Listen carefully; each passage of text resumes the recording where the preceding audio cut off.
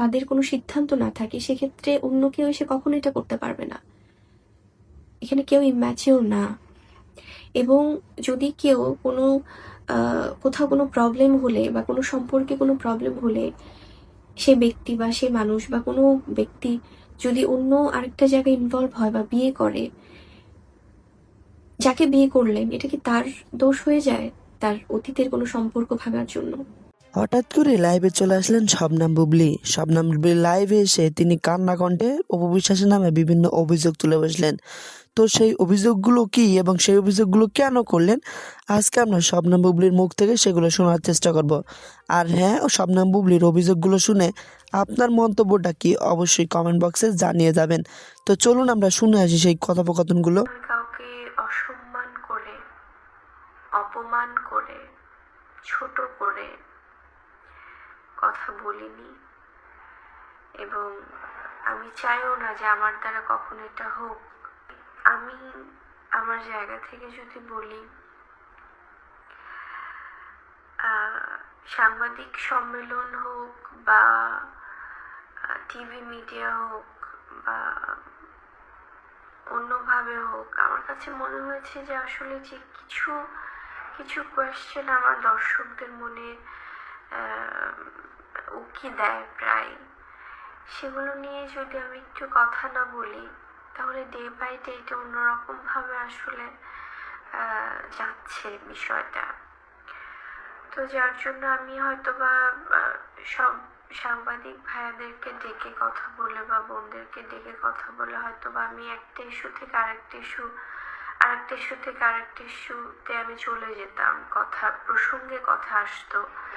তো হয়তো কিছু জিনিস স্পেসিফিকভাবে আসলে আমার শেষ করা হতো না বলা, এবং আমার যেহেতু টানা কাজ চলছে, সেই সময়টাও আমি বের করতে পারছিলাম না। তো সেই জায়গাটা থেকে আমার কাছে মনে হয়েছে যে আসলে আমি শুধুমাত্র আমার অডিয়েন্সদের জন্য বা যে সকল আমার শ্রদ্ধেয় গণমাধ্যম কর্মীরা আছেন তাদের জন্য আমি আমার কিছুটা হলেও শেয়ার করা উচিত, এবং আমি সেজন্যই আসলে শেয়ার করছি কিছু বিষয়। প্রথমেই আমি যদি বলি,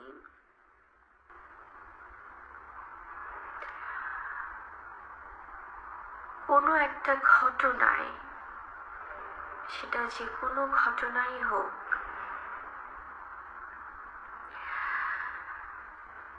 যে কোনো ঘটনাই হোক,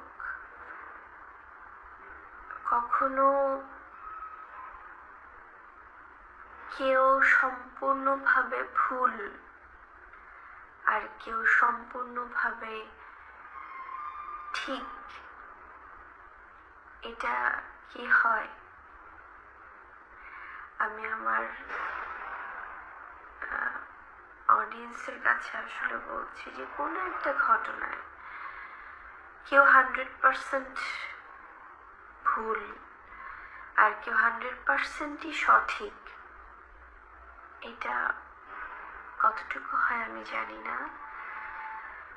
আমি আসলে যখন 2016 থেকে কাজ করি, এবং 2016-তে যখন আমি শাকিব খান, যিনি আমার সন্তানের বাবা, আমার হাজব্যান্ড, তার সাথে যখন আমি কাজ স্টার্ট করি, তখন বা কাজের সুযোগ পাই, বা যখন উনি আসলে আমাকে সম্পূর্ণভাবে একজন মেন্টর হিসেবে যখন আমাকে উনি গাইড করতেন, বা আমার ফিল্মের ব্যাপার অনেক কিছু আমার ওনার কাছ থেকে শেখা, ওনার মাধ্যমেই আমার ফিল্মে আসা, ওনার সাথেই আমার কাজ করার সুযোগ পাওয়া প্রথমেই। তো সেই জায়গা থেকে কি আমি কেন, পুরো বাংলাদেশের মানুষ আপনারা কি জানতেন যে ওনার ওনার কোনো একটা আগের কোনো প্রিভিয়াস রিলেশনশিপ বা সম্পর্ক নিয়ে, এটা কিন্তু আমরা কেউ জানতাম না, আপনারাও জানতেন না আমার যতটুকু মনে হয়। এবং আমি তো আরেকটা ডিপার্টমেন্ট থেকে এসেছি, নিউজ ডিপার্টমেন্ট থেকে, সেখানে তো ফিল্ম নিয়ে খুব একটা চর্চা হয় না, নিউজ প্রেজেন্টেশনে যেহেতু ছিলাম। সো আমি জানতাম না, আপনারাও জানতেন না। এবং তিনি তখন আমরা প্রায় দেখতাম নিউজে যে উনি পাত্রী খুঁজছেন বিয়ের জন্য। এনিওয়ে, আমি সেই জায়গাটা থেকে যখন আসলে 2017-তে আমরা প্রথম যখন জানতে পারি এই বিষয়গুলো, তার কিছুদিন আগে থেকেই কিন্তু আপনারা অনেক যারা আসলে বিষয়গুলো জানেন তাদেরকে তো ডিটেলস বলার প্রয়োজন নেই, আমি অত ইন ডিটেলস আসলে বলতেও ওই সময়টা আসলে এখন তো সবাই অনেক ব্যস্ত, তো একদম অল্প পরিসরে আমি শেয়ার করছি আপনাদের সাথে। আমি আবারও বলছি, আমি কারো সম্পর্কে এখানে কোনো অভিযোগ না, কোনো কারো বিরুদ্ধে কোনো কথা না, আমি জাস্ট আপনাদের মনে যে কোয়েশ্চেনগুলো প্রায় আপনারা জানতে চান আমার কাছে, হয়তো অনেকে বিরক্ত হন যে কেন উনি বিষয়গুলো আমাদেরকে ক্লিয়ার করেন না বা শেয়ার করেন না, তাদের উদ্দেশ্যে আমি জাস্ট আপনাদের প্রশ্নের কিছু উত্তর দিচ্ছি। এটা কোনো কারো বিরুদ্ধ দিয়ে কোনো কিছু না, বা কারো কমপ্লেইন কারো বিরুদ্ধে করা না। তো সেটা আসলে আমরা অনেকেই জানতাম না, এবং যখন আমরা 2017-তে জানতে পেরেছি, এবং তার আগে কিছু বিষয় উনি আমাকে সবসময়, তার কিছুদিন আগে থেকে উনি বলতেন যে কিছু জিনিস শেয়ার করবেন এবং বলতে চান, তো এইভাবে আসলে বলছিলেন। এবং একটা মানে যেহেতু আমরা সবাই সিঙ্গেল ছিলাম তখন, এবং উনি ওই প্রেজেন্টেশনটাই ছিল, এবং হয়তো বা উনি শেয়ার হয়তো ভেবেছে পরে করবে, বা আমি জানি না ওনার কি ভাবনা ছিল। তো একটা ভালো লাগার ব্যাপার তো আসলে ছিল, এমন না যে প্রথম মুভি থেকেই, তা না, আস্তে আস্তে করে গড়ে উঠেছে। এবং কোনো খুব প্রেম বা খুব বন্ধুত্ব এরকম কখনোই শুরুতে ছিল না আসলে আমাদের, কারণ আমরা প্রফেশনালি সবাই কাজ করছিলাম। কিন্তু উনি চাচ্ছিলেন সেটেল হতে, এবং বলেও ছিলেন যে উনি সেটেল হতে চান, এবং উনি ওভাবেই আসলে ভাবছেন। তো যখন আমি 2017-তে বিষয়গুলো সামনে আসলো এবং আমি জানলাম, এবং সেই জায়গাটা থেকে তাকে জিজ্ঞেস করার পরে উনি ওই ভিডিওস থেকে বা ওই ব্যাপারগুলো থেকে সে নিজেও অবাক হয়েছে যে আমার কথাটা কেন আসলো।